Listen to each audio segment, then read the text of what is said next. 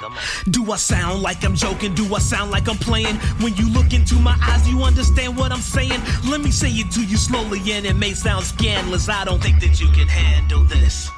All right, once again, we are on. This is week 14 of the NFL. I am the TheMoJoKing.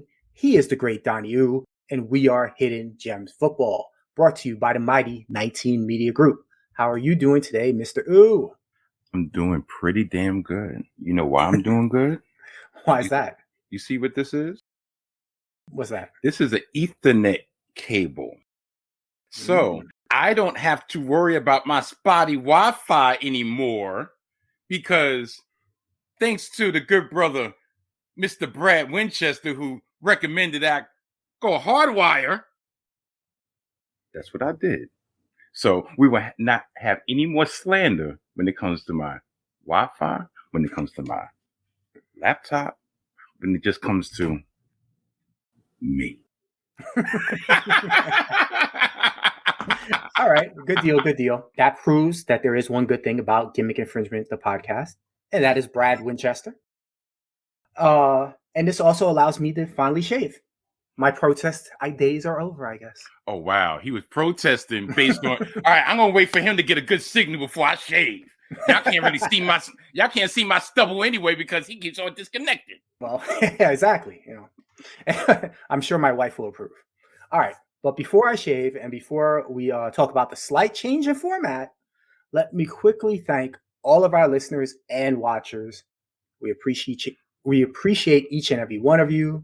We survive, we thrive because of you. So thank you. Please like, subscribe, and tell a friend. All right, now let's talk about what's coming up in this episode. We have 3 sections. In section 2, we will talk about the upcoming week's Thursday night game. Raiders are heading back to LA to face the Rams. Going back to Cali. All right, sorry. We will discuss what will be the keys to the game and maybe make a prediction or two. Then we will run into section 3, which is when we turn our attention to the Sunday games. This is when that minor switch up will occur. We'll still be looking for that one sure thing, absolutely cannot lose selections for the week. And I'm certainly still looking for survivor picks. I'm still in there. But we will turn our focus to a little bit closer point spread games going forward. I mean, if you don't know that the Cowboys should beat the Texans this week, that's on you. That's not an us problem. We're going to dive a little bit deeper into those closer games, still looking for the picks that we need to win. And as always, Donnie will be sure to come up with a long shot or two because he's a maniac. But first, speaking of the maniac, we have to get caught up in this one thing that has caught Donnie's attention this week. What you got for us, Donnie? I'm going to focus in on this one team whose fan base has been having a lot of chatter over the last couple of weeks. They had a little 5-game winning streak, and they thought they was unbeatable. I even heard chatter that the quarterback of this particular team should be in the front runner for MVP. And this team that I'm talking about is the Miami Dolphins. The Miami Dolphins stand at a record of 8 wins, 4 losses, fresh off a 33-17 defeat at the hands of the San Francisco 49ers. One thing about the Miami Dolphins team is this.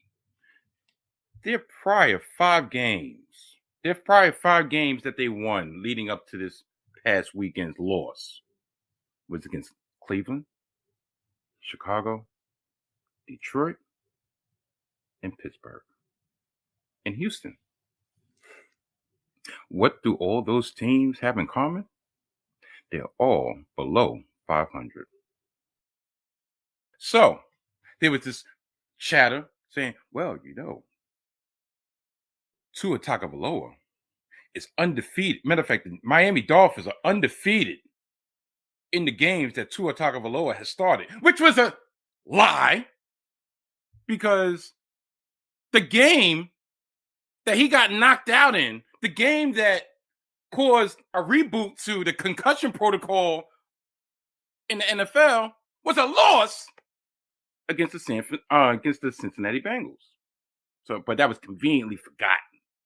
But okay, I can see you shooting him some bail, like, you know, he got his brain wrong. All right, so we give him credit. No credit. This fan base all of a sudden decided that they're going to be experts in quarterback development. They want to talk about other teams benching their second-year quarterbacks, saying, well, you know, it worked out for us. You know, when we had Ryan Fitzpatrick, we sat down Tua for a little bit and we babied him until he was able to fly with the Eagles and soar. Okay, so that's enough of how I feel personally about Miami. Miami's frauds, period. They probably won't even acknowledge that they're still in a rebuilding phase, like they've been playoff contenders for the last couple of years, which they haven't. We have Tyreek Hill, who was their star acquisition in the offseason, and he's balling. Don't get me wrong, he's balling. You know, I have personal animus against him, but he's balling. You know, who? Jets? I ain't going to the Jets. Okay, but he's doing his thing. Jalen Waddle, his counterpart, he's doing his thing up until he got injured this past week. But this whole thing of they have the greatest offense in the league, they're the greatest team on turf/grass. Okay, but you do know they reside in the AFC East. You do know they reside in a conference where you have numerous cold weather stadiums, cold weather cities that they have to play. And I don't personally believe that this offense is the type of offense that will play well in the cold of Buffalo, in the cold of Cincinnati, in the cold of Kansas City. Because no matter what they do, they're not going to win the division. They're going to make the playoffs, but they're not going to win the division. So they're going to be on the road. And I'm looking at the schedule, or I should say I was looking at this schedule before we start recording, and it's two key games to me that would determine their fate for the rest of this season. The first game is the upcoming game against my favorite team that I hate, my favorite team to hate, I should say, and that's the Los Angeles Chargers. It's a night game, but it's in LA, so it's a shootout. I can see a shootout going, but we'll get into that later on.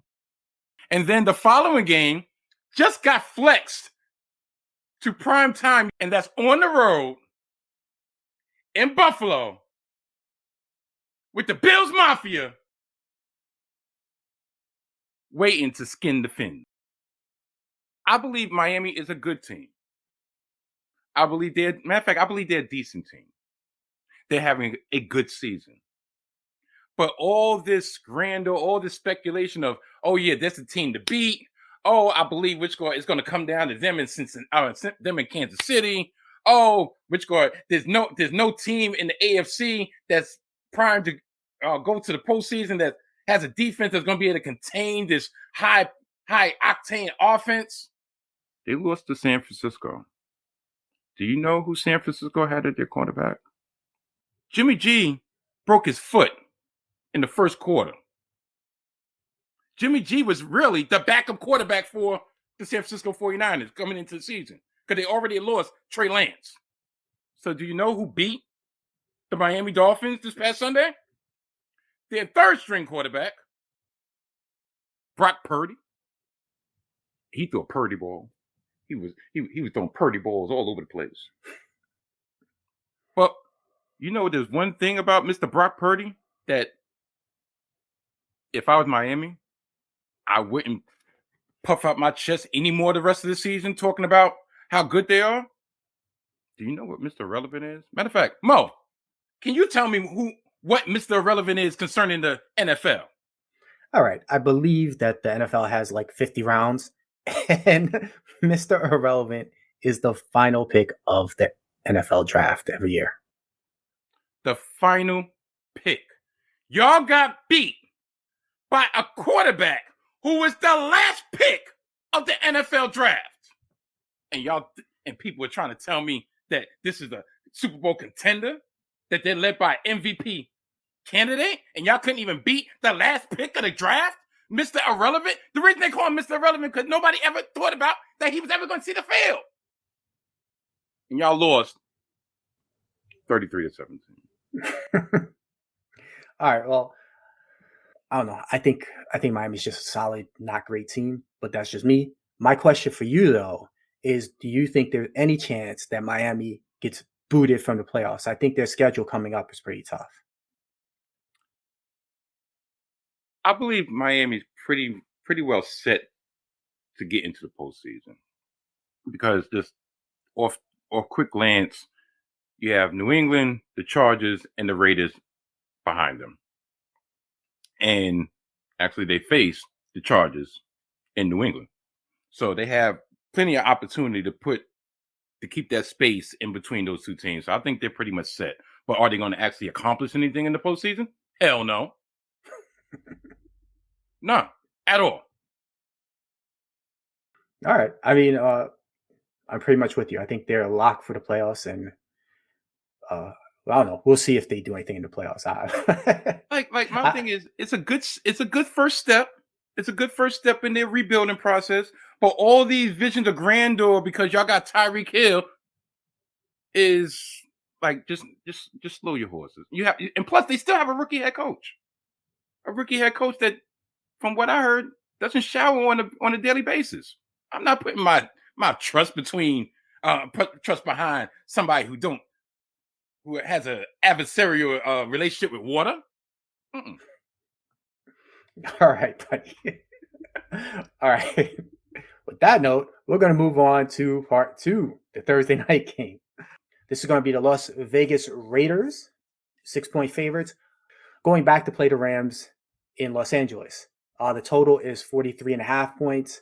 So that means that Vegas is expecting the Raiders to score 24 and 3/4 points, while the Rams score 18 and 3/4 points. As far as injuries go, Josh Jacobs is listed as a quad injury. He was a part participant in Monday's walkthrough.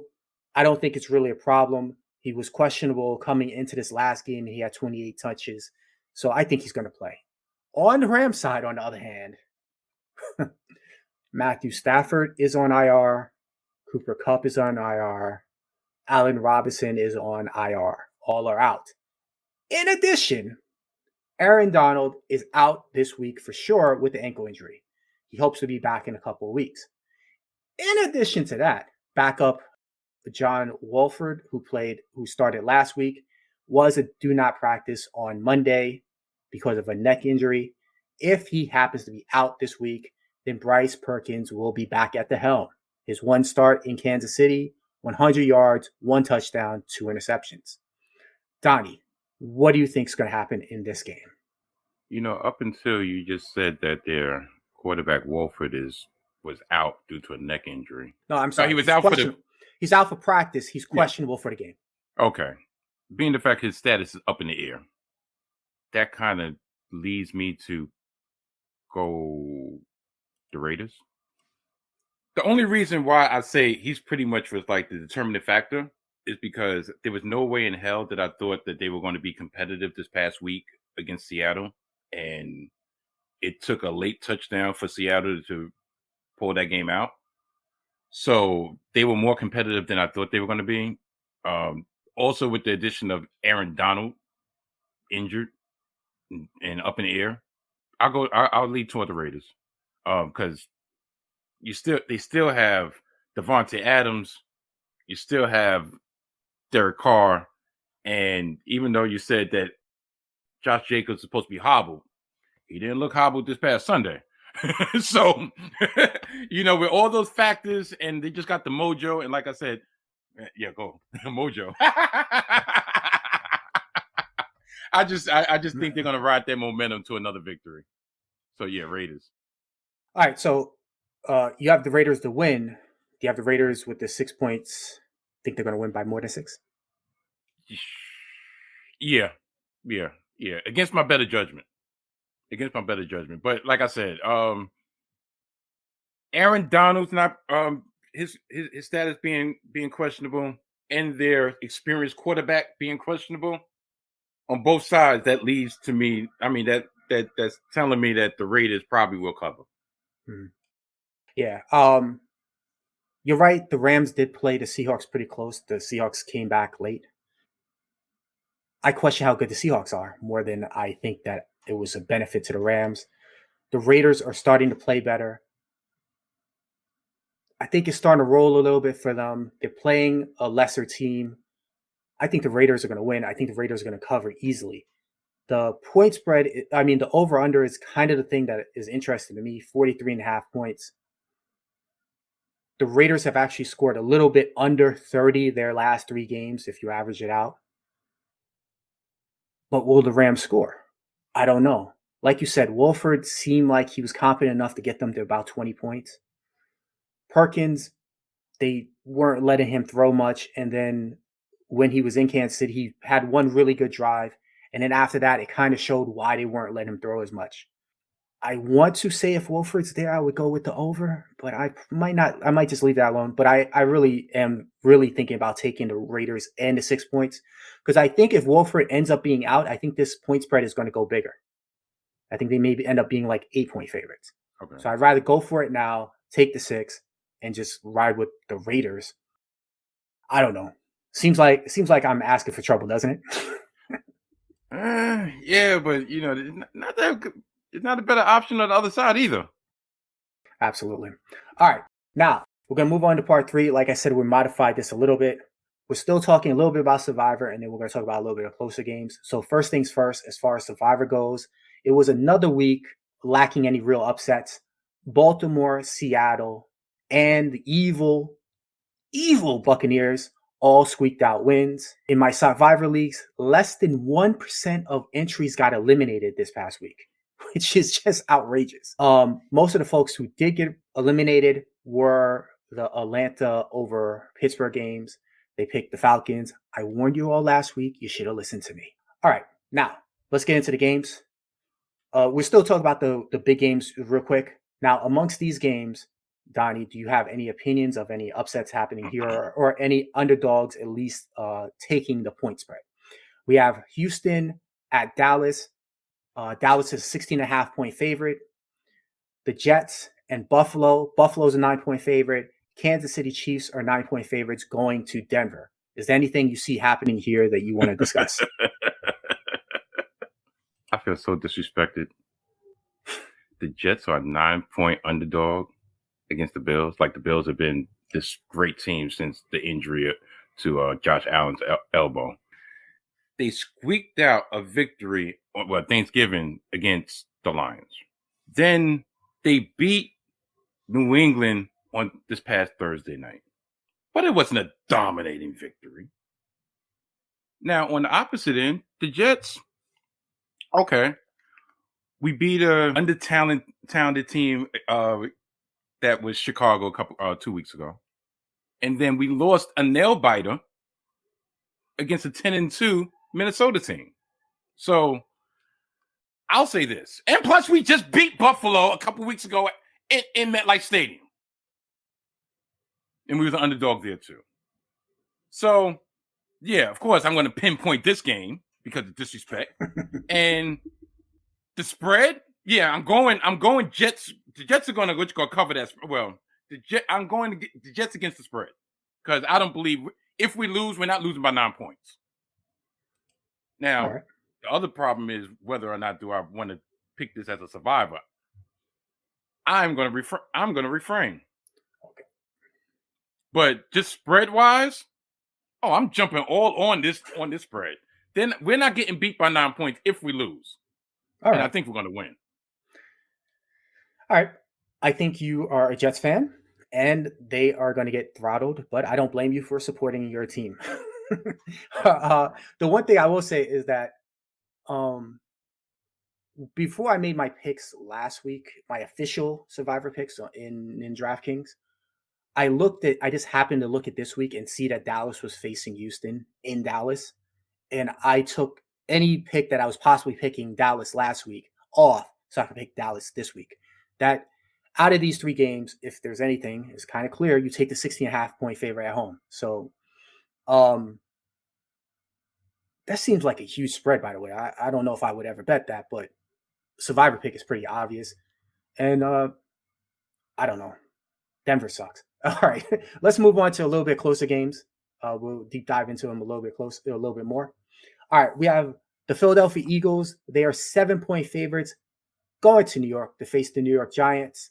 The total there is expected to be 45.5 points. That means the Eagles would score 26.25 points against the Giants, who would score 19.25 points.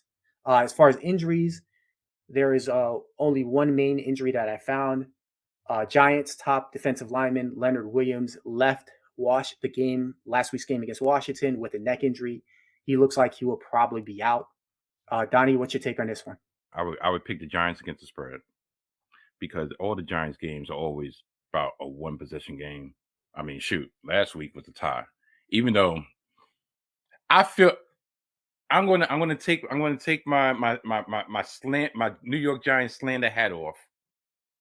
And that was as heartbreaking a tie as I've seen in a while, because they gave up the lead with less than 2 minutes remaining. There was multiple fourth down conversions that they let out. And then for them pretty much to miss the potential game-winning field goal in overtime by pretty much a yard, 2 yards. That was tough, even though that tie might work in their advantage later on in the season when you're talking about postseason. But like I said, I believe the Giants are going to I would take the Giants against the spread. And part of me wants to pick the Giants to win outright. The Eagles are 11-1. The Eagles are a damn good team, but I just don't see them pretty much running the rest of the table. I mean, they got another game against the Cowboys. They got another game against the Giants at the end of the season. But I just think based on just the lower averages and how well the Giants did play up until the end, I could see the Giants pulling this out. So this will be, call me Homer Jones. Shout out to Tyler. I'm going to go Giants both ways. I'm going to go Giants to win, Giants cover the spread. Really? Yeah. I think they're going to win out. Well, I'm leaning Eagles. I don't really have an idea on this spread. Like, I would just completely leave this game alone, other than I do think the Eagles are going to win. I don't even like the over-under. I don't really like anything about this game as far as looking at it. The one thing I will push back on you about slightly is that tie hurt the chances of the Lions making the playoffs possibly. But I also think it hurt the Giants because we discussed that we thought the Giants and Washington was going to split those 2 games. Now, next week, week 15, they're going to Washington to play that game. If Washington wins that means that they have the clear advantage on the tiebreaker. It's over. Whoever wins that game, basically, but it's going to be in Washington. You would figure if they tied in New York, Washington should have the favorite there. That's the way that the Giants can end up out the playoffs. So that tie, like you said, was heartbreaking. I also think it might be kind of dangerous for them. I think that tie is going to prevent anybody from behind them to catch them. That's what I mean, as in, I think it's... Yeah, but not Washington, who actually is the closest one to knocking them out of the playoffs. Right now, at the end, but Washington was, going into that game, Washington was in the playoffs as well. So pretty much their closer competitors were Seattle and Detroit. Seattle has the tiebreaker over the Giants, but now I might be confused in how the tiebreakers will work when it comes to a tie. Mm-hmm. Is it based on, all right, the amount of, if you have more wins, or do you have less losses? If they have the same amount of wins, but the Giants have a tie, the Giants will win the tiebreaker. So if Seattle and the Giants end up with the same amount of wins, the Giants will be ahead of them. But clearly, if they had won, they'd be a game ahead of them. But the thing is, remember last week I maintained that the Seahawks was going to make the playoffs anyway because their schedule is the easiest. I think they're going to end up with more wins than all the other teams anyway. Mm.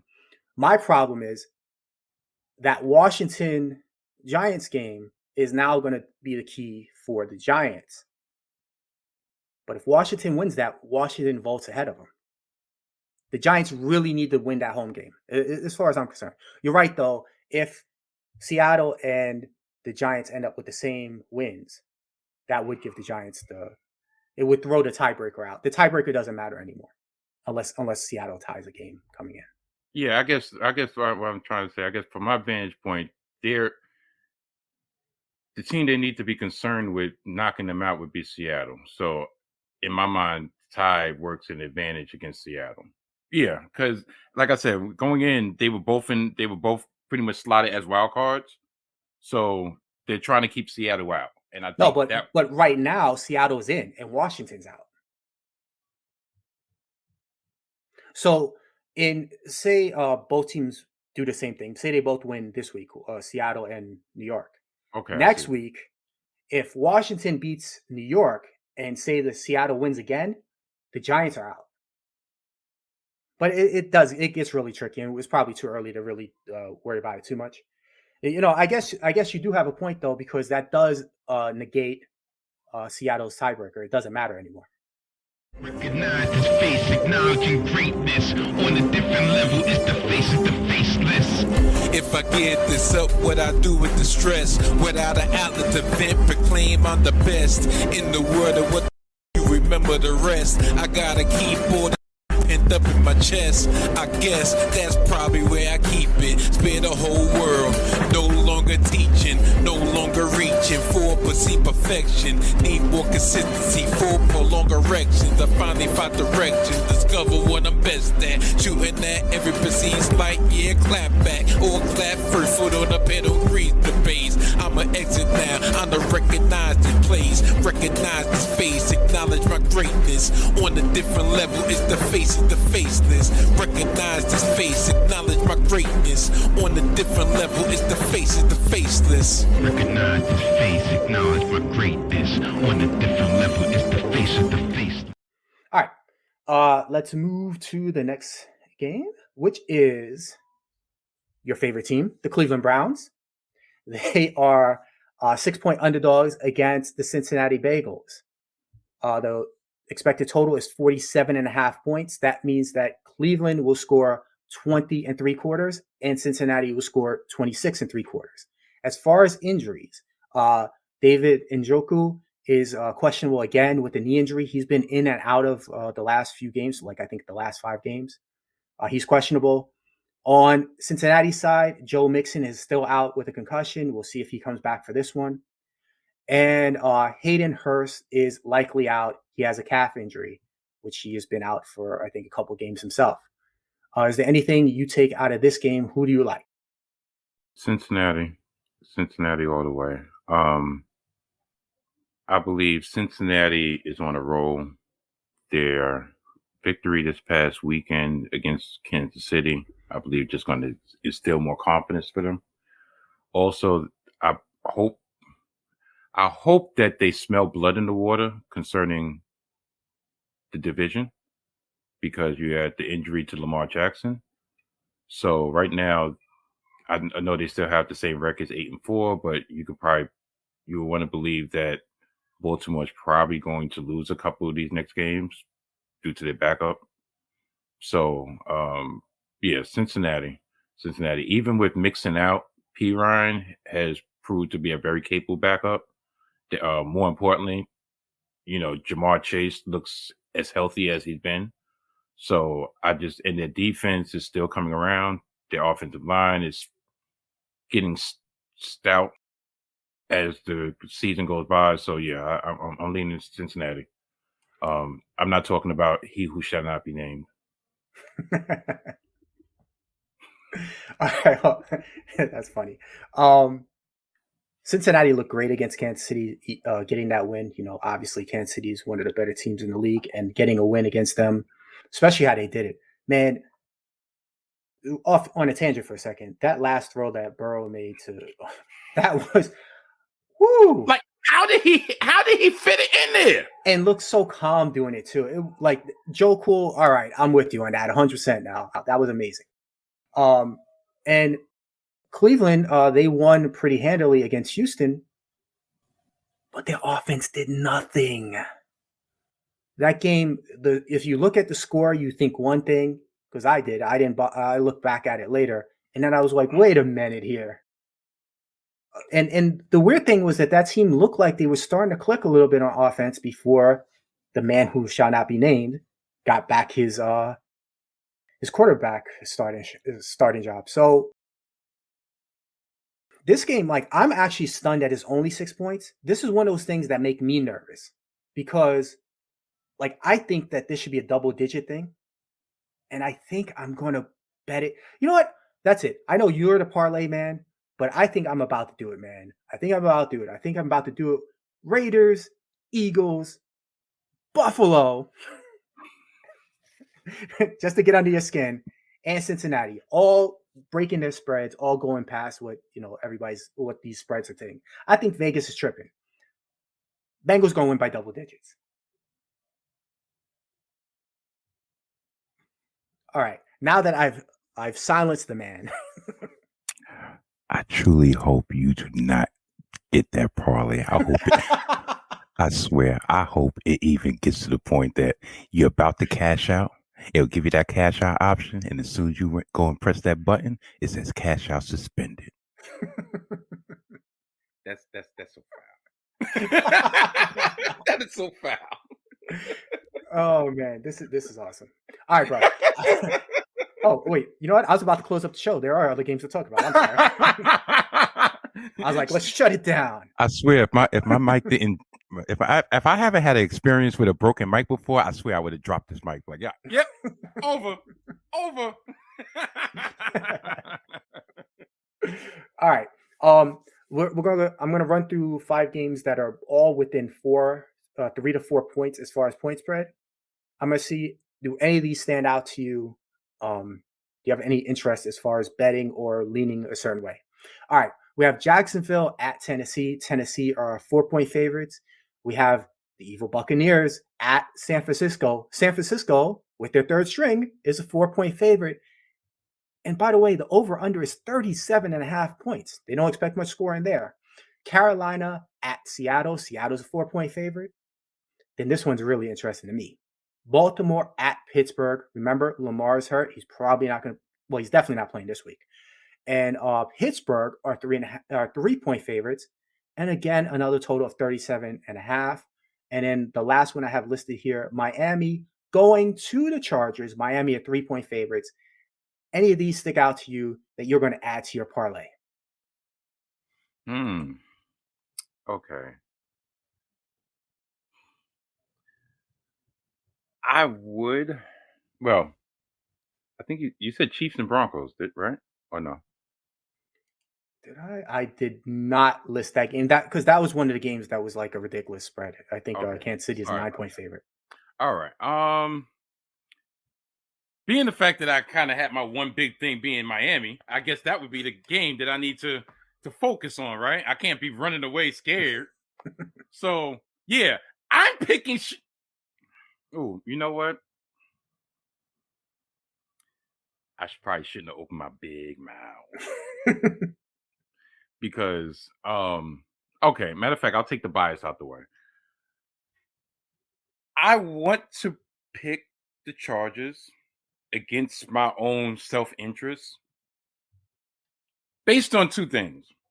Based on one, the Chargers need to gain more because they're currently on the outside looking in. Also, the Chargers are getting a little bit healthier in the skill position. I know Keenan Allen has been back. Mike Williams is starting to get a little bit more healthier.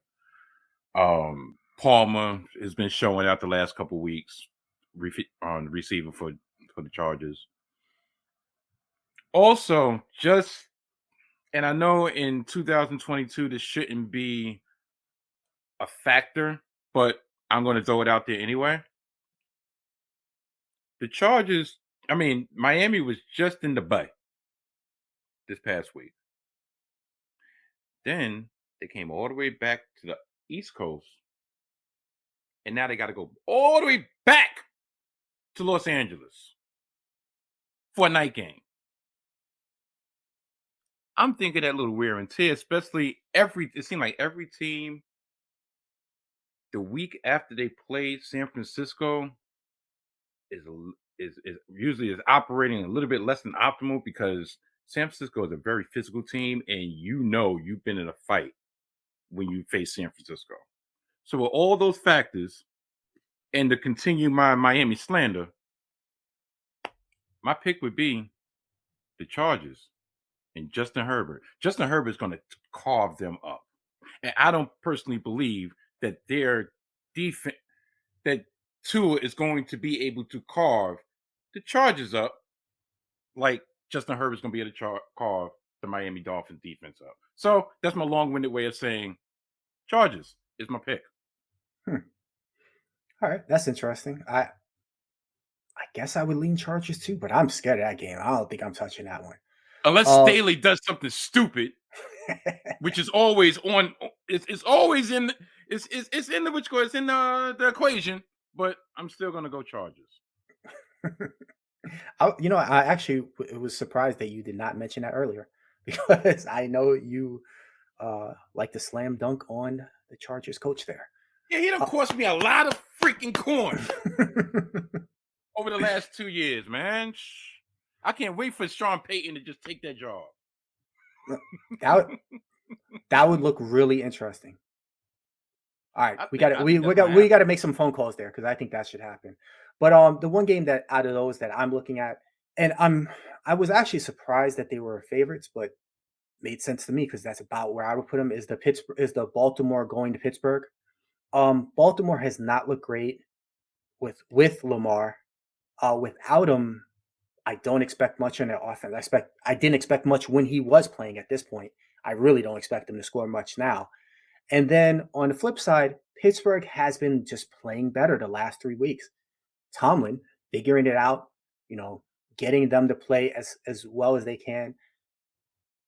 That 3 points, I think, is going to come down to a really close game. I think Pittsburgh wins, so I'd probably take them with the 3 points. All of those games make me kind of nervous. So if I was going to pick one, I think I would just take Pittsburgh and the points. All right, Donnie, get the stage started for, us getting out of here. Okay. Well. Oh, by the way, nice shirt. Oh, thank you. You know where you can get this shirt? Do you know where you? Well, matter of fact, I know you know where you get this shirt because you actually have one in green. But you can get this shirt if you just press that link at the description. EasyTree.com/World of Donnie Oooh. Yeah, this is Salty Thoughts of Donnie Oooh merch. And you want to know why I'm selling merch? Because I got a podcast by the name of the Salty Thoughts of Donnie Oooh, which drops each and every Wednesday and is available on multiple streaming platforms where podcast is available. And I dropped a video just last night on the YouTube page of Mike Steph. And I guess that's really the plugs. And yeah, by the way, cop my EP, The Elders EP, with myself and producer extraordinaire Jay Furman. Available now on Bandcamp.com and the Bandcamp app. Yeah, so I think that's enough for me. All right. 19 Media Group is the squad, so you're on the page. You should check out Gimmick Infringement. Like I said, Brad is amazing. Tyler, Brad is responsible for this lovely setup. Well, not my setup, but the setup that you're seeing on the screen. Yeah. See, I thought you were calling him a square, and I was like, oh, no. That's the way you want to go with it. I don't know. No Brad slander over here. Brad, I like you. I don't know what Mike's problem is. But Brad, no. All right. So let's get out of here before I try to slander Tyler a little bit more, and then he somehow comes around here. Hit it, just football. It's a part of the 19 Media Group. Goodbye. Bye. Bye, wifey. Bye. This is a 19 Media Group presentation.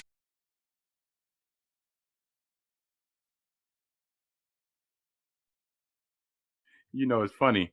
I must have spoke him up out of his stupor because I'm getting all these messages from Mr. Tyler. I swear he must. I swear he's almost like Beetlejuice. You mention his name, and he pops out. Start mentioning it's